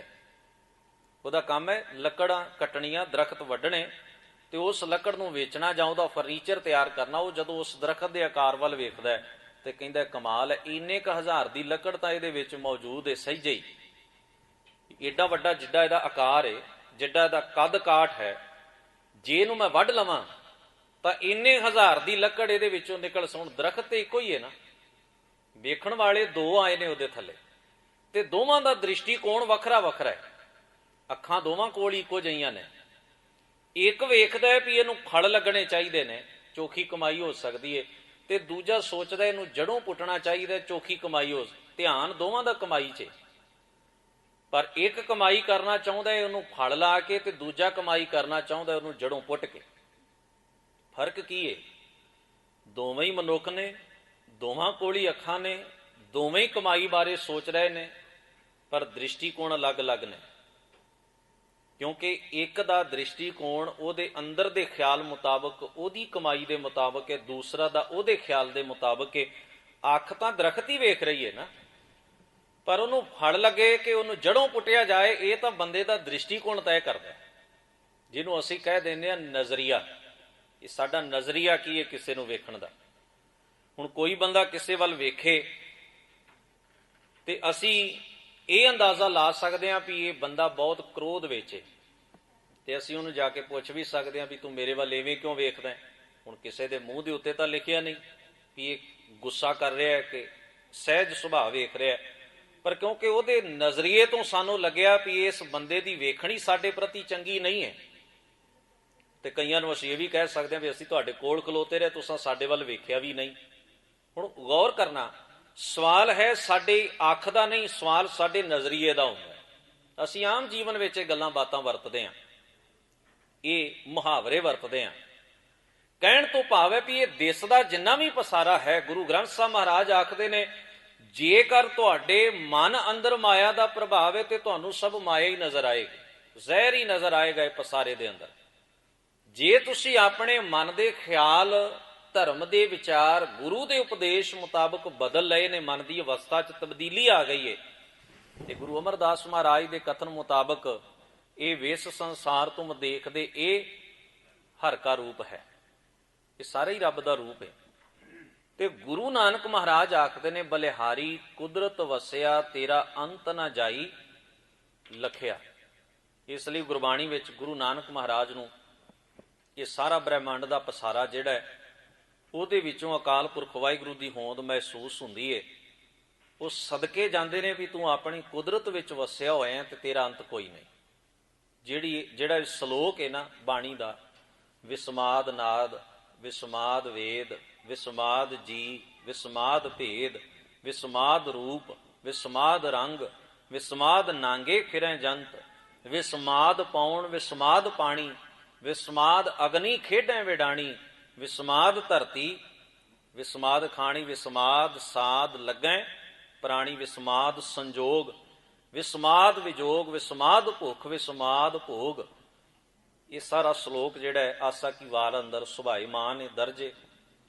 ਹੁਣ ਧਿਆਨ ਦੇਣਾ, ਕੁਦਰਤ ਦੀ ਗੈਰ ਗੰਭੀਰਤਾ ਨੂੰ ਆਪਣੇ ਨਜ਼ਰੀਏ ਨਾਲ ਜਦੋਂ ਗੁਰੂ ਨਾਨਕ ਮਹਾਰਾਜ ਵੇਖਦੇ ਨੇ ਤਾਂ ਵਿਸਮਾਦ ਸ਼ਬਦ ਦਾ ਵਿਸ਼ਲੇਸ਼ਣ ਤੇ ਅਰਥ ਕਰਦਿਆਂ ਪ੍ਰੋਫੈਸਰ ਸਾਹਿਬ ਸਿੰਘ ਨੇ ਕਿਹਾ, ਜਿੱਥੇ ਕੁਦਰਤ ਦੇ ਅੰਦਰ ਵਸਦੇ ਹੋਏ ਕਾਦਰ ਦੀ ਹੋਂਦ ਨੂੰ ਮਹਿਸੂਸ ਕਰਕੇ ਤੁਹਾਡੇ ਅੰਦਰ ਹੈਰਾਨੀ ਵੀ ਪੈਦਾ ਹੋਵੇ ਵੀ ਕਿਆ ਕਮਾਲ ਦੀ ਬਣਾਵਟ ਹੈ ਕੁਦਰਤ ਦੀ, ਕੁਦਰਤ ਦੇ ਪਸਾਰੇ ਨੂੰ ਵੇਖ ਕੇ ਹੈਰਾਨੀ, ਅਚਰਜ ਵਿੱਚ ਚਲਾ ਜਾਏ ਮਨ ਵੀ ਕਿੰਨਾ ਕਮਾਲ ਦਾ ਪਸਾਰਾ ਹੈ ਸੰਸਾਰ ਦਾ। ਜਿਵੇਂ ਅਸੀਂ ਕਿਸੇ ਦੇ ਬਣਾਏ ਹੋਏ ਚਿੱਤਰ ਨੂੰ ਵੇਖਦੇ ਹਾਂ, ਕਲਾ ਨੂੰ ਵੇਖਦੇ ਹਾਂ ਤੇ ਹੈਰਾਨ ਹੁੰਦੇ ਵੀ ਕਮਾਲ ਹੈ, ਬੰਦਾ ਵੀ ਇਹਨਾਂ ਕੁਝ ਕਰ ਸਕਦਾ ਵੀ ਜਿਸ ਨੇ ਇਹ ਬਣਾਵਟ ਬਣਾਈ ਹੈ, ਤਸਵੀਰ ਬਣਾਈ, ਬੁੱਤ ਬਣਾਇਆ, ਕਮਾਲ ਕਰ ਦਿੱਤੀ ਉਸਨੇ। ਅਸੀਂ ਹੈਰਾਨ ਹੁੰਦੇ ਹਾਂ, ਉਹਦੀ ਗੱਲ ਅੱਗੇ ਜਾ ਕੇ ਕਰਦੇ ਹਾਂ ਵੀ ਮੈਂ ਐਸਾ ਚਿੱਤਰ ਵੇਖ ਕੇ ਆਇਆ ਆਰਟ ਗੈਲਰੀ ਦੇ ਵਿੱਚ, ਬਣਾਉਣ ਵਾਲੇ ਨੇ ਬਸ ਉਸ ਚਿੱਤਰ ਦੇ ਵਿੱਚ ਜਾਨ ਹੀ ਨਹੀਂ ਪਾਈ, ਛੱਡਿਆ ਵੀ ਕੱਖ ਨਹੀਂ। ਮੈਂ ਐਸਾ ਬੁੱਤ ਵੇਖਿਆ ਕਿਸੇ ਦਾ ਬਣਾਇਆ ਵੀ ਮਨ ਉਹਦੇ ਚ ਸਾਹ ਲੈਣ ਦੀ ਤਾਕਤ ਹੀ ਨਹੀਂ ਸੀ, ਬਾਕੀ ਜਿਉਂਦੇ ਜਾਗਦੇ ਮਨੁੱਖ ਨਾਲੋਂ ਕੋਈ ਘੱਟ ਵੀ ਨਹੀਂ ਸੀ। ਕਿਸੇ ਦੀ ਕਲਾ ਨੂੰ, ਕਿਸੇ ਦੇ ਹੁਨਰ ਨੂੰ ਵੇਖ ਕੇ ਕਈ ਵਾਰ ਅਸੀਂ ਇੰਨੇ ਅਚੰਭੇ ਚ ਆ ਜਾਂਦੇ ਹਾਂ, ਹੈਰਾਨ ਹੁੰਦੇ ਹਾਂ। ਗੁਰੂ ਨਾਨਕ ਮਹਾਰਾਜ ਆਖਦੇ ਨੇ, ਹੇ ਸਰਬ ਕਲਾਵਾਂ ਦੇ ਮਾਲਕ ਕਰਤਾ ਪੁਰਖ ਵਾਹਿਗੁਰੂ, ਜਦੋਂ ਮੈਂ ਤੇਰੇ ਸੰਸਾਰ ਤੇ ਕੁਦਰਤ ਨੂੰ ਇਸ ਨਜ਼ਰੀਏ ਤੋਂ ਵੇਖਦਾ ਤੇ ਮੈਂ ਹੈਰਾਨ ਹੁੰਨਾ, ਤੂੰ ਕਿੰਨਾ ਮਹਾਨ ਕਲਾਕਾਰ ਹੈ, ਸੰਸਾਰ ਦੀ ਕਿੰਨੀ ਅਜੀਬ ਔਰ ਕਿੰਨੀ ਹੈਰਾਨ ਕਰ ਦੇਣ ਵਾਲੀ ਤੂੰ ਇਹ ਕਲਾ ਰਚੀ ਹੈ। ਇਸ ਕਰਕੇ ਉਹਨੂੰ ਬਾਣੀ ਦੇ ਵਿੱਚ ਸਰਬ ਕਲਾ ਭਾਰਪੂਰ ਪ੍ਰਭ ਆਖਿਆ ਗਿਆ ਵੀ ਤੂੰ ਏਡਾ ਵੱਡਾ ਕਲਾਕਾਰ ਹੈ, ਤੇਰੇ ਚ ਸਰਬ ਤਾਕਤਾਂ ਤੇ ਹੁਨਰ, ਤੇਰੇ ਅੰਦਰ ਸਾਰੇ ਹੁਨਰ ਤੇਰੀ ਕੁਦਰਤ ਵਿੱਚ ਭਰੇ ਹੋਏ ਵਿਖਾਈ ਦਿੰਦੇ ਨੇ। ਜਦੋਂ ਇਹ ਹੈਰਾਨੀ ਹੋਈ ਤੇ ਨਾਲ ਬਣਾਉਣ ਵਾਲੇ ਦੇ ਪ੍ਰਤੀ ਪਿਆਰ ਵੀ ਜਾਗਿਆ, ਰਿਸਪੈਕਟ ਵੀ ਜਾਗੀ। ਜਦੋਂ ਚਿੱਤਰਕਾਰ ਵਿਖਾਈ ਦਿੰਦਾ ਹੈ ਨਾ ਬੰਦੇ ਨੂੰ ਕਿ ਉਹ ਤਾਂ ਇਸੇ ਆਰਟ ਗੈਲਰੀ 'ਚ ਮੌਜੂਦ ਹੈ, ਬੰਦਾ ਪੈਨ ਕੱਢਦਾ, ਕਾਪੀ ਕੱਢਦਾ ਤੇ ਕਹਿੰਦੇ ਆਟੋਗ੍ਰਾਫ ਤੇ ਦੇ ਕੇ ਜਾਓ, ਘੱਟੋ ਘੱਟ ਸਾਡੇ ਨਾਲ ਇੱਕ ਫੋਟੋ ਤੇ ਖਿਚਵਾਓ, ਅਸੀਂ ਲੋਕਾਂ ਨੂੰ ਦੱਸਾਂਗੇ ਵੀ ਜਿਹਨੇ ਫਲਾਨਾ ਬੁੱਤ ਬਣਾਇਆ ਹੈ ਉਹ ਆਦਮੀ ਦੇ ਨਾਲ ਮੈਨੂੰ ਫੋਟੋ ਖਿਚਵਾਉਣ ਦਾ ਮੌਕਾ ਮਿਲਿਆ, ਮੈਨੂੰ ਉਹਦਾ ਆਟੋਗ੍ਰਾਫ ਲੈਣ ਦਾ ਮੌਕਾ ਮਿਲਿਆ। ਇਹ ਸਾਡੇ ਅੰਦਰ ਦਾ ਉਹਦੇ ਪ੍ਰਤੀ ਜਿਹੜਾ ਪਿਆਰ ਹੁੰਦਾ ਹੈ ਨਾ, ਉਹ ਜਾਗਦਾ ਤੇ ਅਸੀਂ ਕੋਸ਼ਿਸ਼ ਕਰਦੇ ਹਾਂ ਉਹਦੇ ਨਾਲ ਗੱਲਬਾਤ ਕੀਤੀ ਜਾਏ, ਉਹਦੇ ਕੋਲ ਖਲੋਇਆ ਜਾਏ। ਉਹ ਪਿਆਰ ਦਾ ਤੇ ਹੈਰਾਨੀ ਦਾ ਜਿਹੜਾ ਰਲਿਆ ਮਿਲਿਆ ਜਜ਼ਬਾ ਹੈ ਉਹਨੂੰ ਕਹਿੰਦੇ ਨੇ ਵਿਸਮਾਦ। ਮਨ ਜਦੋਂ ਇਸ ਲੈਵਲ ਤੇ ਹੋਵੇ ਵੀ ਜਿੱਥੇ ਹੈਰਾਨੀ ਵੀ ਹੋਵੇ ਕੁਦਰਤ ਨੂੰ ਵੇਖ ਕੇ ਤੇ ਕੁਦਰਤ ਨੂੰ ਰਚਣਹਾਰ ਵਾਹਿਗੁਰੂ ਦੇ ਪ੍ਰਤੀ ਪਿਆਰ ਵੀ ਮਨ ਵਿੱਚ ਪੈਦਾ ਹੋਵੇ, ਜਿੱਥੇ ਪਿਆਰ ਤੇ ਹੈਰਾਨੀ ਦਾ ਜਜ਼ਬਾ ਮਿਕਸ ਅਪ ਹੋ ਜਾਂਦਾ ਹੈ, ਰਲ ਜਾਂਦਾ ਹੈ, ਉਹਨੂੰ ਆਖਿਆ ਜਾਂਦਾ ਹੈ ਵਿਸਮਾਦ ਦੀ ਅਵਸਥਾ। ਉਹ ਲੈਵਲ, ਉਹ ਭਾਵਨਾ ਸਾਡੇ ਅੰਦਰ। ਤੇ ਗੁਰੂ ਨਾਨਕ ਮਹਾਰਾਜ ਜਿੰਨਾ ਵੀ ਸ਼ਲੋਕ ਉਚਾਰਨ ਕਰਦੇ ਨੇ, ਬਾਰ-ਬਾਰ ਸ਼ਬਦ ਰਿਪੀਟ ਕਰਦੇ ਨੇ ਵਿਸਮਾਦ, ਬਾਰ-ਬਾਰ। ਔਰ ਉਹਦੇ ਵਿੱਚ ਸਾਰੇ ਸ਼ਲੋਕ ਦੇ ਅੰਦਰ ਕੁਦਰਤ ਦੇ ਬਹੁ ਰੰਗੇ ਪਸਾਰੇ ਦਾ ਹੀ ਜ਼ਿਕਰ ਗੁਰੂ ਨਾਨਕ ਮਹਾਰਾਜ ਕਰ ਰਹੇ ਨੇ। ਹੁਣ ਧਿਆਨ ਦੇਣਾ ਇਸ ਗੱਲ ਵੱਲ। ਸਤਿਗੁਰੂ ਆਖਦੇ ਨੇ ਮਾਇਆ, ਸਾਰਾ ਸੰਸਾਰ ਹੀ ਮਾਇਆ, ਤੂੰ ਵੀ ਮਾਇਆ ਹੀ ਹੈ ਵਿੱਚੇ। ਪਰ ਇੱਕ ਗੱਲ ਖਿਆਲ ਰੱਖੀ, ਜਿਸ ਮਾਇਆ ਦੀ ਗੱਲ ਗੁਰਮਤਿ ਕਰਦੀ ਹੈ ਵੀ ਜਿਸ ਤੋਂ ਮੁਕਤ ਹੋਣਾ ਹੈ ਨਾ, ਉਹਦਾ ਪ੍ਰਭਾਵ ਤੇਰੇ ਮਨ ਉੱਤੇ ਹੈ। ਉਹਦਾ ਪ੍ਰਭਾਵ ਤੇਰੇ ਮਨ ਉੱਤੇ, ਤਾਂ ਹੀ ਤੇਰਾ ਦ੍ਰਿਸ਼ਟੀਕੋਣ ਸੰਸਾਰ ਲਈ ਬਦਲ ਜਾਂਦਾ ਹੈ। ਕਿਸੇ ਨੂੰ ਵੇਖਦਿਆਂ ਤੇਰੇ ਅੰਦਰ ਵੈਰ ਭਾਵ ਪੈਦਾ ਹੁੰਦਾ ਹੈ, ਕਿਸੇ ਨੂੰ ਵੇਖਦਿਆਂ ਤੇਰੇ ਅੰਦਰ ਈਰਖਾ ਜਾਗਦੀ ਹੈ, ਕਿਸੇ ਨੂੰ ਵੇਖਦਿਆਂ ਤੇਰੇ ਅੰਦਰ ਦੁਜਾਇਗੀ ਪੈਦਾ ਹੁੰਦੀ ਹੈ, ਕਿਸੇ ਨੂੰ ਵੇਖਦਿਆਂ ਤੂੰ ਡਿਸਾਈਡ ਕਰ ਲਿਆ ਵੀ ਇਹ ਨੀਚ ਹੈ, ਇਹ ਤਾਂ ਘਟੀਆ ਇਨਸਾਨ ਹੈ। ਕਿਉਂ ਡਿਸਾਈਡ ਕਰ ਲਿਆ? ਕਿਉਂਕਿ ਤੇਰੇ ਅੰਦਰ ਖਿਆਲ ਇਹੋ ਜਿਹੇ ਨੇ, ਜੋ ਤੂੰ ਵੇਖਿਆ ਉਹਦੇ ਪ੍ਰਤੀ ਬੁੱਧੀ ਨੇ ਫੈਸਲਾ ਕਰ ਲਿਆ ਵੀ ਇਹ ਤਾਂ ਇਹੋ ਜਿਹਾ ਹੀ ਹੈ। ਸਤਿਗੁਰੂ ਆਖਦੇ ਦਾ ਭਾਵ ਹੈ ਵੀ ਤੇਰੇ ਮਨ ਦੀ ਜਿਹੜੀ ਅਵਸਥਾ ਹੈ, ਮਨ ਦੇ ਜਿਹੜੇ ਖਿਆਲ ਨੇ, ਉਹ ਮਾਇਆ ਦੇ ਪ੍ਰਭਾਵ ਅਧੀਨ ਨੇ। ਤਾਂ ਸੰਸਾਰ ਰੱਬ ਦਾ ਰੂਪ ਹੈ। ਜੇ ਮਨ ਉੱਤੇ ਰੱਬ ਦੇ ਗੁਣਾਂ ਦਾ ਪ੍ਰਭਾਵ ਹੈ, ਤੇ ਜੇਕਰ ਰੱਬ ਦੀ ਹੋਂਦ ਨੂੰ ਮਨ ਨੇ ਐਕਸੈਪਟ ਨਹੀਂ ਕੀਤਾ ਤੇ ਸਾਰਾ ਸੰਸਾਰ ਮਾਇਆ ਹੀ ਹੈ ਤੇ ਜ਼ਹਿਰ ਹੀ ਹੈ, ਤੇ ਇਹਦੋਂ ਵੱਡਾ ਨਰਕ ਵੀ ਕੋਈ ਨਹੀਂ। ਉਹਦੇ ਲਈ ਨਰਕ ਹੀ ਹੈ ਨਾ ਸੰਸਾਰ। ਇਸ ਕਰਕੇ ਸਤਿਗੁਰੂ ਗੁਰੂ ਗ੍ਰੰਥ ਸਾਹਿਬ ਮਹਾਰਾਜ ਦੀ ਮੁਬਾਰਕ ਬਾਣੀ ਨੇ ਤਾਂ ਹੀ ਇਹ ਸ਼ਬਦ ਵਰਤਿਆ। ਪੁਰਖ ਦਾ ਅਰਥ ਹੈ ਜਿਹੜਾ ਆਪਣੀ ਬਣਾਈ ਕੁਦਰਤ ਨੂੰ ਸਾਜ ਕੇ ਉਹਦੇ ਵਿੱਚ ਆਪ ਸੁਭਾਏਮਾਨ ਹੁੰਦਾ, ਉਹਦੇ ਤੋਂ ਵੱਖਰਾ ਨਹੀਂ ਰਹਿੰਦਾ। ਮਨੁੱਖ ਬਣਾਇਆ, ਮਨੁੱਖ ਅੰਦਰ ਉਹਦੀ ਜੋਤ ਹੈ। ਤਾਂ ਹੀ ਉਹ ਗੁਰੂ ਗ੍ਰੰਥ ਸਾਹਿਬ ਮਹਾਰਾਜ ਆਖਦੇ ਨੇ, ਸਰਬ ਜੋਤ ਤੇਰੀ ਪਸਰ ਰਹੀ, ਜਹ ਜਹ ਦੇਖਾਂ ਤਹ ਨਰ ਹਰੀ, ਮਾਟੀ ਏਕ ਅਨੇਕ ਭਾਂਤ ਕਰ ਸਾਜੀ ਸਾਜਨ ਹਾਰੈ, ਨਾ ਕਛ ਪੋਚ ਮਾਟੀ ਕੇ ਭਾਂਡੇ, ਨਾ ਕਛ ਪੋਚ ਕੁੰਭਾਰੈ। ਇਹਨੂੰ ਸਤਿਗੁਰੂ ਬਾਣੀ ਦੇ ਵਿੱਚ ਆਖਦੇ ਨੇ ਭਗਤ ਸਾਹਿਬਾਨ। ਕਹਿੰਦੇ ਨੇ ਅਵਲ, ਅਵਲ ਕਹਿੰਦੇ ਨੇ ਪਹਿਲਾਂ, ਅਵਲ ਅੱਲਾ ਨੂਰ ਉਪਾਇਆ, ਕੁਦਰਤ ਕੇ ਸਭ ਬੰਦੇ। ਏਕ ਨੂਰ ਤੇ ਸਭ ਜਗ ਉਪਜਿਆ। ਸਭ ਦੀ ਪੈਦਾਇਸ਼ ਇੱਕ ਨੂਰ ਤੋਂ, ਇੱਕ ਸੱਤਾ ਤੋਂ, ਇੱਕ ਚੇਤਨਾ ਤੋਂ ਹੁੰਦੀ ਏ, ਇੱਕ ਸਪਿਰਟ ਤੋਂ ਹੁੰਦੀ ਏ। ਇਸ ਕਰਕੇ ਗੁਰੂ ਗ੍ਰੰਥ ਸਾਹਿਬ ਮਹਾਰਾਜ ਇਸ ਸਿਧਾਂਤ ਨੂੰ ਮੰਨਦੇ, ਪ੍ਰਚਾਰਦੇ ਨੇ। ਸਤਿਗੁਰੂ ਆਖਦੇ ਵੀ ਬਣਾਉਣ ਵਾਲਾ ਆਪ ਇਸ ਸੰਸਾਰ ਵਿੱਚ ਮੌਜੂਦ ਏ, ਔਰ ਉਹਨੇ ਜੋ ਵੀ ਸੰਸਾਰ ਦਾ ਇਹ ਕੁਝ ਬਣਾਇਆ ਹੈ, ਵੱਖ-ਵੱਖ ਰੰਗ ਹੋ ਸਕਦੇ ਨੇ, ਬਣਾਵਟਾਂ ਹੋ ਸਕਦੀਆਂ ਨੇ, ਚਿੱਤਰਕਾਰੀ ਹੋ ਸਕਦੀ, ਕਲਾਵਾਂ ਹੋ ਸਕਦੀਆਂ ਨੇ। ਇਹ ਜਿੰਨੀਆਂ ਵੀ ਭਾਂਤਾਂ, ਰੰਗਾਂ, ਕਿਸਮਾਂ ਦਾ ਪਸਾਰਾ ਹੈ ਅਕਾਲ ਪੁਰਖ ਵਾਹਿਗੁਰੂ ਤੇਰੀ ਕਲਾ, ਤੇਰੀ ਕਲਾ ਹੈ। ਇਸ ਕਰਕੇ ਸਤਿਗੁਰੂ ਸ਼ਬਦ ਵਰਤਦੇ ਨੇ ਕਰਤਾਰ, ਆਦ ਪੁਰਖ ਕਰਤਾਰ। ਕਰਤਾਰ ਦਾ ਅਰਥ ਹੈ ਜੋ ਕਰਨ ਵਾਲਾ ਹੈ, ਜੋ ਬਣਾਉਣ ਵਾਲਾ ਹੈ, ਜੋ ਸਿਰਜਣ, ਜੋ ਕ੍ਰੀਏਟ ਕਰਦਾ ਹੈ। ਤੂੰ ਜਗਤ ਦਾ ਮੁੱਢ ਹੈ ਤੇ ਸਾਰੀ ਸ੍ਰਿਸ਼ਟੀ ਦੇ ਅੰਦਰ ਆਪ ਵਸਿਆ ਹੈ, ਤੇ ਸਾਰਾ ਕੁਝ ਕ੍ਰੀਏਟ ਵੀ ਤੂੰ ਹੀ ਕਰਦਾ ਹੈ, ਬਣਾਉਂਦਾ ਵੀ ਤੂੰ ਹੈ। ਅੱਗੇ ਸ਼ਬਦ ਕਹਿੰਦੇ ਨੇ ਸਤਿਗੁਰੂ, ਕਰਨ ਕਾਰਨ ਸਭ ਆਪੇ। ਕਰਨ ਦਾ ਅਰਥ ਹੈ ਖੁਦ ਕਰਨ ਵਾਲਾ, ਆਪਣੀ ਰਜ਼ਾ ਦੇ ਰਾਹੀਂ। ਤੇ ਕਰਨ ਕਾਰਨ ਦਾ ਅਰਥ ਹੈ ਵੀ ਸਾਰਾ ਜੋ ਕੁਝ ਵਾਪਰਿਆ ਨਾ, ਇਹਦੇ ਪਿੱਛੇ ਵੀ ਤੂੰ ਖੜਾ ਹੈ। ਕਾਰਨ, ਜਿਹਨੂੰ ਬਾਣੀ ਸਤਿਗੁਰੂ ਕਹਿੰਦੇ ਕਾਰਨ ਕਰਤੇ ਵਸ ਹੈ, ਜਿਨ ਕੱਲ ਰੱਖੀ ਧਾਰ। ਸੰਸਾਰ ਦਾ ਜਿੰਨਾ ਵੀ ਪਸਾਰਾ, ਇਹਨੂੰ ਗੁਰੂ ਨਾਨਕ ਮਹਾਰਾਜ ਕਹਿੰਦੇ ਨੇ ਹੁਕਮੀ। ਹੁਕਮ ਚਲਾਏ ਰਾਹ, ਨਾਨਕ ਵਿਗਸੈ ਵੇ ਪ੍ਰਵਾਹ। ਉਹ ਹੁਕਮੀ, ਹੁਕਮ ਕਰਨ ਵਾਲਾ, ਨਿਯਮ ਘੜਨ ਵਾਲਾ, ਲਓ ਬਣਾਉਣ ਵਾਲਾ। ਕੁਦਰਤ ਦਾ, ਨੇਚਰ ਦਾ ਜਿੰਨਾ ਵੀ ਪਸਾਰਾ ਹੈ, ਇਹ ਸਾਰੇ ਦਾ ਸਾਰਾ ਗੁਰੂ ਗ੍ਰੰਥ ਸਾਹਿਬ ਕਹਿੰਦੇ ਇੱਕ ਨਿਯਮ ਤਹਿਤ ਚੱਲਦਾ ਹੈ। ਕੁਦਰਤ ਦਾ ਆਪਣਾ ਨਿਯਮ ਹੈ। ਜੇ ਮਨੁੱਖ ਆਪਣੇ ਲਈ ਨਿਯਮ ਘੜਦਾ ਹੈ ਨਾ, ਮੈਂ ਕਿੰਨੇ ਵਜੇ ਉੱਠਣਾ ਹੈ, ਕੀ ਖਾਣਾ ਹੈ, ਕੀ ਪਹਿਨਣਾ ਹੈ, ਕਿੱਥੇ ਜਾਣਾ ਹੈ, ਕਿਵੇਂ ਬੋਲਣਾ ਹੈ, ਅਸੀਂ ਸਭ ਆਪਣੇ ਨਿਯਮ ਆਪ ਬਣਾਉਂਦੇ ਹਾਂ। ਠੀਕ ਉਸੇ ਤਰੀਕੇ ਨਾਲ ਕੁਦਰਤ ਦੇ ਆਪਣੇ ਨਿਯਮ ਨੇ। ਕੁਦਰਤ ਦੇ ਜਿਹੜੇ ਆਪਣੇ ਨਿਯਮ ਨੇ, ਉਹਨੂੰ ਗੁਰੂ ਗ੍ਰੰਥ ਸਾਹਿਬ ਮਹਾਰਾਜ ਦੀ ਮੁਬਾਰਕ ਬਾਣੀ ਹੁਕਮ ਕਹਿੰਦੀ ਏ, ਉਹਨੂੰ ਧਰਮ ਕਹਿੰਦੀ ਏ। ਤਾਈਓ ਤਾਂ ਸਤਿਗੁਰੂ ਗੁਰੂ ਨਾਨਕ ਸਾਹਿਬ ਆਪਣੀ ਬਾਣੀ ਦੇ ਵਿੱਚ ਆਖਦੇ ਨੇ, ਕਹਿੰਦੇ ਨੇ ਧੌਲ ਧਰਮ ਦਇਆ ਕਾ ਪੂਤ।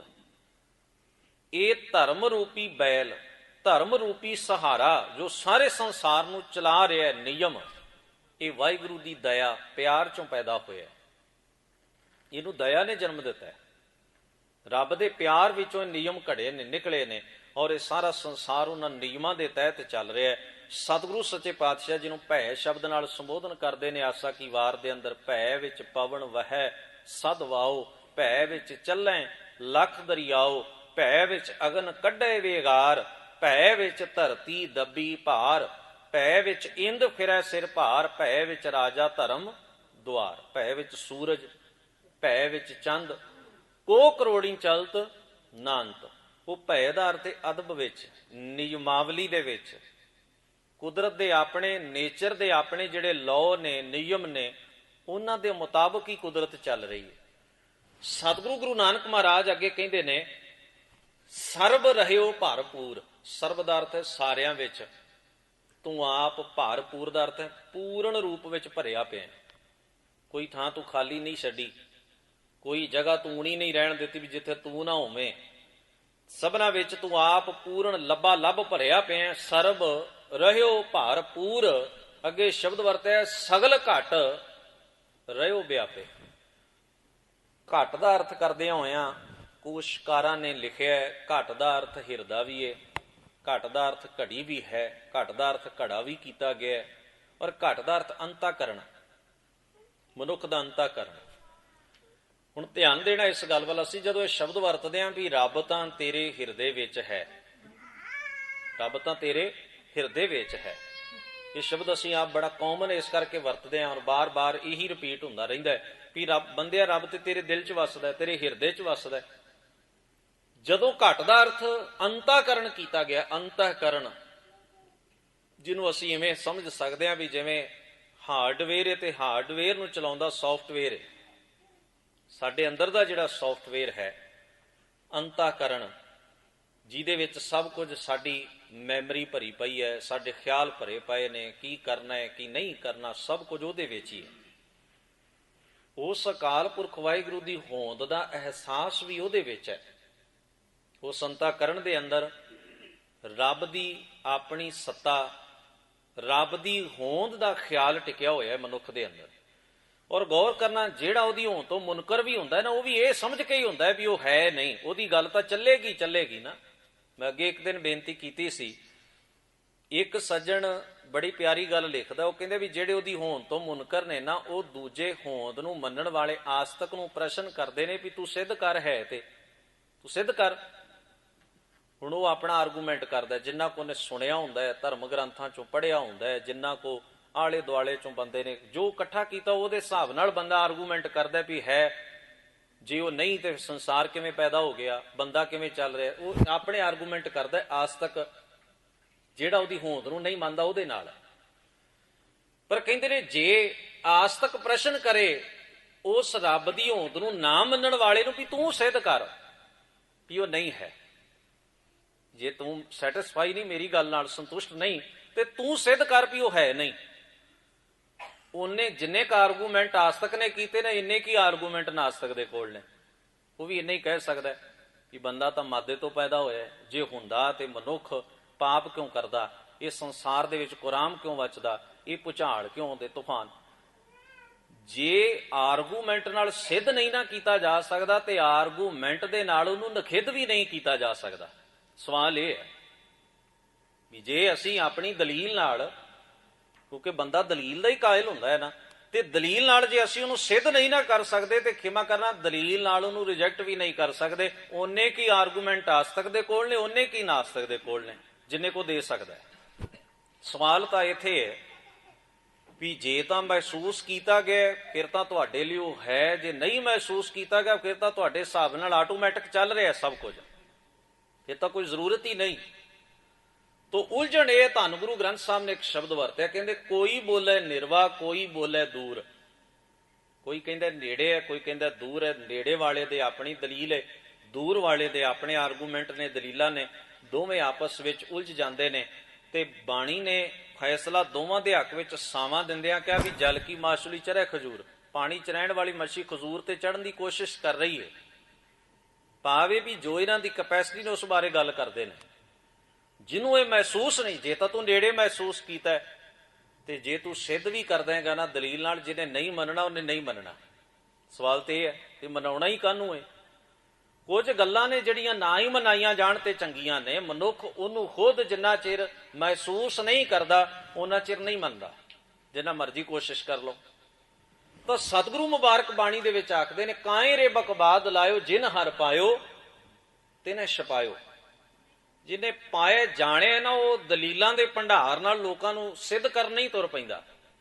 ਉਹ ਆਪਣੇ ਜੀਵਨ 'ਚ ਆਨੰਦ ਲੈਂਦਾ ਹੈ, ਮਹਿਸੂਸ ਕਰਦਾ ਹੈ, ਆਪਣੀ ਜ਼ਿੰਦਗੀ ਨੂੰ ਉਸ ਕੁਦਰਤ ਦੇ ਰਚਨਹਾਰੇ ਨਾਲ ਇੱਕ ਸੁਰ ਕਰਕੇ ਜਿਉਂਦਾ ਹੈ। ਮਹਾਰਾਜ ਕਹਿੰਦੇ ਨੇ, ਸਰਬ ਰਹਿਓ ਭਰਪੂਰ ਸਗਲ ਘਟ, ਸਾਰਿਆਂ ਦੇ ਅੰਤःਕਰਣ ਵਿੱਚ, ਸਾਰਿਆਂ ਦੇ ਹਿਰਦੇ ਵਿੱਚ ਰਹਿਓ ਵਿਆਪੇ। ਤੂੰ ਵਿਆਪਕ ਹੈ, ਪਸਰਿਆ ਹੋਇਆ ਹੈ। ਵਿਆਪਕ ਦੇਖੀ ਹੈ ਜਗਤ, ਤੈਨੂੰ ਜਗਤ ਵਿੱਚ ਸਾਰਿਆਂ ਵਿੱਚ ਵਿਆਪਕ ਵੇਖਿਆ ਜਾਂਦਾ, ਮਹਿਸੂਸ ਕੀਤਾ ਜਾਂਦਾ। ਦੇਖਣ ਦਾ ਅਰਥ ਗੁਰੂ ਗ੍ਰੰਥ ਸਾਹਿਬ ਦੀ ਬਾਣੀ 'ਚ ਅਨੁਭਵ। ਦੇਖਣ ਦਾ ਅਰਥ ਹੈ ਮਹਿਸੂਸ ਕਰਨਾ, ਦੇਖਣ ਦਾ ਅਰਥ ਹੈ ਫੀਲ ਕਰਨਾ। ਧੰਨ ਗੁਰੂ ਗ੍ਰੰਥ ਸਾਹਿਬ ਮਹਾਰਾਜ ਦੀ ਮੁਬਾਰਕ ਬਾਣੀ ਕਹਿੰਦੀ ਇਹਨਾਂ ਪ੍ਰਤੱਖ ਅੱਖਾਂ ਨਾਲ ਤੁਸੀਂ ਤਿੰਨ ਹੀ ਚੀਜ਼ਾਂ ਵੇਖ ਸਕਦੇ ਹੋ, ਰੂਪ ਵੇਖ ਸਕਦੇ ਹੋ, ਰੰਗ ਵੇਖ ਸਕਦੇ ਹੋ, ਬਣਾਵਟ ਵੇਖ ਸਕਦੇ ਹੋ, ਬਸ। ਇਸ ਕਰਕੇ ਮਹਾਰਾਜ ਕਹਿੰਦੇ ਨੇ ਜਾਣੈ ਕੌਣ ਤੇਰੀ ਗਤ, ਤੇਰੀ ਅਵਸਥਾ ਨੂੰ ਕੌਣ ਜਾਣ ਸਕਦਾ ਹੈ, ਤੇਰੇ ਸਟੇਟਸ ਨੂੰ, ਤੇਰੇ ਵਿਆਪਕ ਪਸਾਰੇ ਨੂੰ ਆਪਣੀ ਇੰਨੀ ਬੁੱਧੀ ਦੇ ਦਾਇਰੇ ਵਿੱਚ ਕਿਵੇਂ ਸਮਾ ਸਕਦਾ ਹੈ ਬੰਦਾ। ਹਜ਼ੂਰ ਕਹਿੰਦੇ ਨੇ ਸਰਬ ਕੀ ਰੱਖਿਆ ਕਰੈ, ਤੂੰ ਆਤਮਿਕ ਤੌਰ ਤੇ ਸਭਨਾਂ ਦਾ ਪਾਲਣਹਾਰਾ ਤੇ ਰੱਖਿਆ ਕਰਨ ਵਾਲਾ ਹੈ। ਸਰਬ ਕੀ ਰੱਖਿਆ ਕਰੈ, ਆਪੇ ਹਰ ਪਤ ਦਾ ਅਰਥ ਹੈ ਪਤੀ, ਮਾਲਕ। ਸਤਿਗੁਰੂ ਅੱਗੇ ਕਹਿੰਦੇ ਅਬਿਨਾਸ਼ੀ ਅਭਿਗਤ। ਅਬਿਨਾਸ਼ੀ ਦਾ ਅਰਥ ਜਿਹੜਾ ਨਾਸ਼ ਨਹੀਂ ਹੁੰਦਾ, ਡਿਸਟਰੋਏ ਨਹੀਂ ਹੁੰਦਾ, ਡੈਮੇਜ ਨਹੀਂ ਹੁੰਦਾ, ਖਤਮ ਨਹੀਂ ਹੁੰਦਾ, ਜਿਹਦੀ ਡੈਥ ਹੋਣ ਦੀ ਸੰਭਾਵਨਾ, ਕਿਉਂਕਿ ਉਹਦਾ ਜਨਮ ਹੀ ਨਹੀਂ ਹੋਇਆ ਤਾਂ ਡੈਥ ਦਾ ਮਤਲਬ ਕੀ ਹੈ। ਮੌਤ ਤੇ ਉੱਥੇ ਜੁੜਦੀ ਹੈ ਨਾ ਜਿੱਥੇ ਜਨਮ ਹੋਵੇ। ਉਹਨੂੰ ਸ਼ਬਦ ਅਕਾਲ ਵਰਤਿਆ, ਕਾਲ ਤੋਂ ਮੁਕਤ, ਸਮੇਂ ਦੀ ਬੰਦਸ਼ ਤੋਂ ਰਹਿਤ, ਮੌਤ ਤੋਂ ਪਰਾਂ। ਅਬਿਨਾਸ਼ੀ ਅਭਿਗਤ। ਅਭਿਗਤ ਸੰਸਕ੍ਰਿਤ ਦੇ ਸ਼ਬਦ ਅਵਿਅਕਤ ਤੋਂ ਬਣਿਆ, ਵੀ ਜਿਹਦਾ ਵਿਅਕਤੀਤਾ ਵੀ ਨਹੀਂ ਕੋਈ। ਉਹ ਕੋਈ ਵਿਅਕਤੀ ਸਰੀਰਧਾਰੀ ਨਹੀਂ ਹੈ, ਉਹਦਾ ਕੋਈ ਚੱਕਰ ਚੇਨ ਰੂਪ ਰੰਗ ਬਣਾਵਟ ਹੀ ਨਹੀਂ।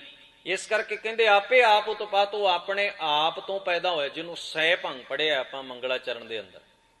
ਆਪਣੇ ਆਪ ਤੋਂ ਕੋਈ ਬਣਾਉਂਦਾ ਨਹੀਂ, ਕੋਈ ਸਾਜਦਾ ਨਹੀਂ, ਕੋਈ ਘੜ ਨਹੀਂ ਸਕਦਾ। ਸਤਿਗੁਰੂ ਕਹਿੰਦੇ ਇੱਕ ਹੈ, ਤੂੰ ਹੀ ਇੱਕ ਹੈ, ਤੂੰ ਇੱਕੋ ਹੀ ਇੱਕ, ਆਪ ਹੀ ਆਪ ਸਾਰੀ ਕਾਇਨਾਤ ਵਿੱਚ ਮੌਜੂਦ ਹੈ। ਅਨ ਨਾਹੀ ਤੁਮ ਭਤ। ਭਤ ਦਾ ਅਰਥ ਹੈ ਤੇਰੀ ਭਾਂਤੀ, ਤੇਰੇ ਵਰਗਾ ਕੋਈ ਹੋਰ ਦੂਜਾ ਹੈ ਹੀ ਨਹੀਂ ਜਿਹੜਾ ਤੇਰੇ ਬਰਾਬਰ, ਜਿਹਨੂੰ ਵਿਆਖਿਆ ਦਿੱਤੀ ਜਾ ਸਕੇ, ਤੇਰੇ ਬਰਾਬਰ ਜਿਹਨੂੰ ਮੰਨਿਆ ਤੇ ਕਿਹਾ ਜਾ ਸਕੇ। ਹਰ ਅੰਤ ਨਾਹੀ ਪਾਰਾਵਾਰ। ਹੇ ਹਰੀ ਅਕਾਲ ਪੁਰਖ ਜੀ, ਤੁਹਾਡੇ ਇਸ ਬਣਾਏ ਸੰਸਾਰ ਪਸਾਰੇ ਔਰ ਤੁਹਾਡੀ ਹੋਂਦ ਦਾ ਕੋਈ ਉਰਲਾ ਤੇ ਪਾਰਲਾ ਬੰਨਾ, ਭਾਵ ਇੱਕ ਸਿਰਾ ਮਨੁੱਖ ਨਹੀਂ ਲੱਭ ਸਕਦਾ ਜਿੱਥੋਂ ਆਪਣੀ ਦੌੜ ਸ਼ੁਰੂ ਕਰ ਸਕੇ। ਦਿਮਾਗੀ ਪੱਧਰ ਉੱਤੇ, ਮਾਨਸਿਕ ਪੱਧਰ ਉੱਤੇ, ਸਰੀਰਕ ਪੱਧਰ ਉੱਤੇ, ਕਿ ਤੁਹਾਡਾ ਅੰਤ ਪਾਉਣ ਵਾਸਤੇ ਇੱਕ ਸਿਰੇ ਤੋਂ ਤੁਰ ਸਕੇ। ਹਰ ਅੰਤ ਨਾਹੀ ਪਾਰਾਵਾਰ। ਕੌਣ ਹੈ ਐਸਾ, ਕੌਣ ਹੈ ਕਰੇ ਵਿਚਾਰ, ਜਿਹੜਾ ਸੰਪੂਰਨ ਰੂਪ ਵਿੱਚ ਤੁਹਾਨੂੰ ਕਥ ਦੇਵੇ, ਬਿਆਨ ਕਰ ਦੇਵੇ, ਕਹਿ ਦੇਵੇ। ਜਗਤ ਪਿਤਾ ਹੈ, ਤੁਸੀਂ ਸਾਰੇ ਜਗਤ ਦੇ ਪਿਤਾ ਹੋ। ਜਗਤ ਪਿਤਾ ਹੈ, ਸਰਬ ਪ੍ਰਾਨ ਕੋ ਆਧਾਰ। ਸਾਰਿਆਂ ਦੇ ਪ੍ਰਾਣਾਂ ਦਾ, ਜੀਵਨ ਦਾ ਆਧਾਰ, ਬੇਸ, ਮੁੱਢ, ਆਸਰਾ ਤੂੰ ਹੈ, ਤੇਰੀ ਸੱਤਾ ਹੈ। ਸਤਿਗੁਰੂ ਅਖੀਰਲੀਆਂ ਪੰਕਤੀਆਂ ਵਿੱਚ ਸ਼ਬਦ ਵਰਤਦੇ ਨੇ ਜਨ ਨਾਨਕ ਭਗਤ। ਧੰਨ ਗੁਰੂ ਨਾਨਕ ਸਾਹਿਬ ਮਹਾਰਾਜ ਦੇ ਪ੍ਰਤੀ ਇਹ ਪੰਕਤੀ ਕਹੀ ਹੈ ਧੰਨ ਗੁਰੂ ਅਰਜਨ ਸਾਹਿਬ ਮਹਾਰਾਜ ਨੇ। ਉਹ ਕਹਿੰਦੇ ਨੇ ਜਨ ਨਾਨਕ ਭਗਤ। ਜਨ ਦਾ ਅਰਥ ਹੈ ਸੇਵਕ। ਨਾਨਕ ਅਕਾਲ ਪੁਰਖ ਵਾਹਿਗੁਰੂ ਦਾ ਸੇਵਕ ਹੈ। ਹੇ ਹਰੀ, ਗੁਰੂ ਨਾਨਕ ਤੁਹਾਡਾ ਪਰਮ ਸੇਵਕ ਹੈ, ਜਿਹਦੇ ਰਾਹੀਂ ਮੈਨੂੰ ਤੁਹਾਡੇ ਉਪਰੋਕਤ ਗੁਣਾਂ ਦੀ ਸੋਝੀ ਹੋਈ, ਖਿਆਲ ਆਇਆ ਤੇ ਮੈਂ ਇਹ ਕਥ ਦਿੱਤਾ। ਜਨ ਨਾਨਕ ਭਗਤ ਦਰ ਤੁਲ।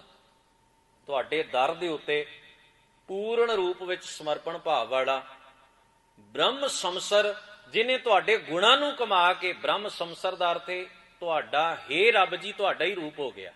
ਰੱਬ ਦਾ ਰੂਪ ਗੁਰੂ ਨਾਨਕ, ਜਿਹਦਾ ਵਿਅਕਤੀਤਵ ਤੁਹਾਡੇ ਗੁਣਾਂ ਨਾਲ, ਤੁਹਾਡੀ ਹੋਂਦ ਨਾਲ ਭਰਿਆ ਪਿਆ ਪੂਰਨ ਰੂਪ ਵਿੱਚ। ਏਕ ਜੀ ਕਿਆ ਬਖਾਨਾ।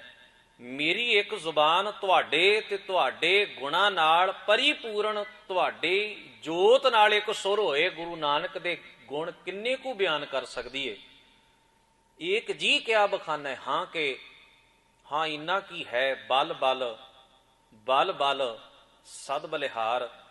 ਮੈਂ ਸਦਕੇ ਜਾਵਾਂ, ਬਾਰ-ਬਾਰ ਕੁਰਬਾਨ ਬਲਿਹਾਰ ਤੇ ਸਦਕੇ ਜਾਂਦਾ ਹਾਂ ਸਦਾ ਲਈ, ਤੁਹਾਡੀ ਮਹਾਨਤਾ ਤੋਂ, ਤੁਹਾਡੇ ਵਿਆਪਕ ਪਸਾਰੇ ਤੋਂ, ਔਰ ਤੁਹਾਡੇ ਗੁਣਾਂ ਦੇ ਨਾਲ ਜੁੜੇ ਹੋਏ ਤੁਹਾਡੇ ਪਰਮ ਸੇਵਕ ਗੁਰੂ ਨਾਨਕ ਮਹਾਰਾਜ ਸੱਚੇ ਪਾਤਸ਼ਾਹ ਦੀ ਮਹਾਨ ਸ਼ਖਸੀਅਤ ਤੋਂ, ਜਿਨ੍ਹਾਂ ਰਾਹੀਂ ਤੁਹਾਡੇ ਮੈਨੂੰ ਉਪਰੋਕਤ ਗੁਣ ਮੇਰੇ ਸਨਮੁਖ ਹੋਏ ਨੇ, ਮੈਨੂੰ ਸਮਝ ਆਏ ਨੇ।